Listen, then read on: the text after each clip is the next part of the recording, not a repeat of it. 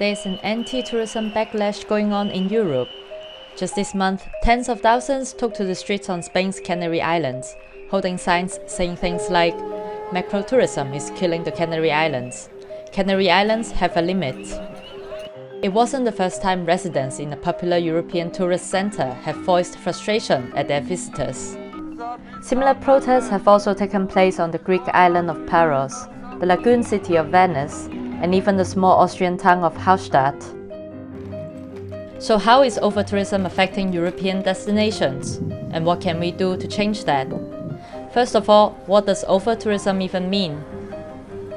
Overtourism is, in a way, a perceived disturbance by local users of a place, of the quality of their lives and the places that they live or work,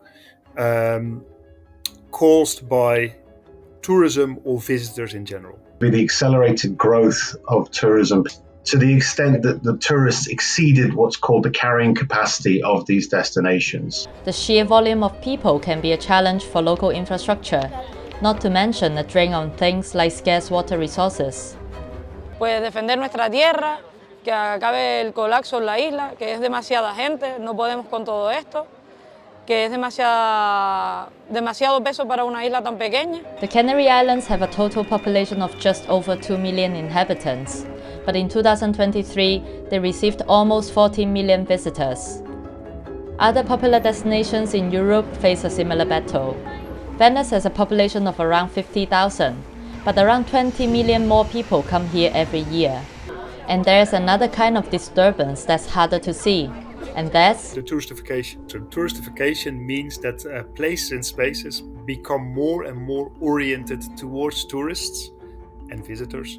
It's like when shops that once sold products to local communities change and cater only to tourists, by becoming a souvenir shop, for example. So they were not places that made residents happy, that you would say, like, this is a nice place to live. It felt a little bit like you're walking in a visitor paradise. But one of the biggest problems caused by touristification is an economic one.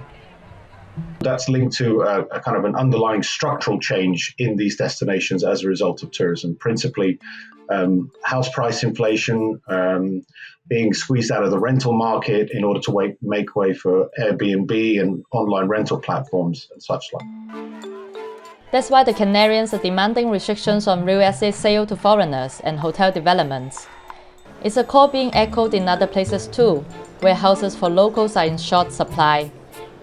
You see that in places, a lot of them are in cities like Barcelona or Valencia, where whole neighborhoods, residential neighborhoods, see a large increase of tourists and short-term rental accommodation. So what are policymakers doing to address this simmering discontent? Amsterdam has increased tourist tax on accommodation and also banned tour buses from the city centre. Dubrovnik, Barcelona and Venice limit the number of cruise ships that can enter their port each day. And now Venice has even imposed a day tripper fee of €5. But experts say these measures are not enough. They say what's needed are structural changes and a debate that goes beyond tourism. There's definitely a need of investment in infrastructure and not tourism-related infrastructure.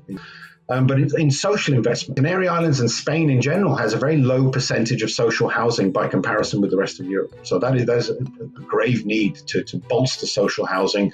But most importantly, governments need to rethink what benefits tourism can bring. It doesn't have to be all about making money, says Professor Coens. Instead of building more and more shops and restaurants on green space, look at alternatives that will benefit both locals and visitors. Tourists also want those kinds of spaces. So how can you use tourism to ensure that those spaces continue to exist or that you get more of them? Does mean that you need to change thinking of tourism purely as a commercial activity, but maybe we don't need the financial gain. Maybe we need the social gain more than the financial gain. But as travelers, how can we avoid becoming part of the problem? And can we ever be responsible travelers? The simple answer is just think.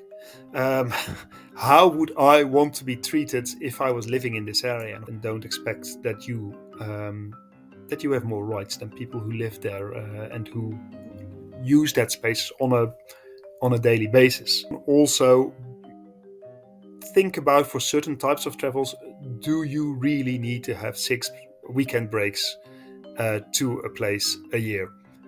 You might, but it is also might just be a luxury. There are companies, there are organizations that are there to provide for different kinds of tourism. Now, that may not be a long-term solution, but they are certainly sincere in their efforts to develop a different type of travel in terms of the commercial structure of their businesses, as well as a kind of education for tourists.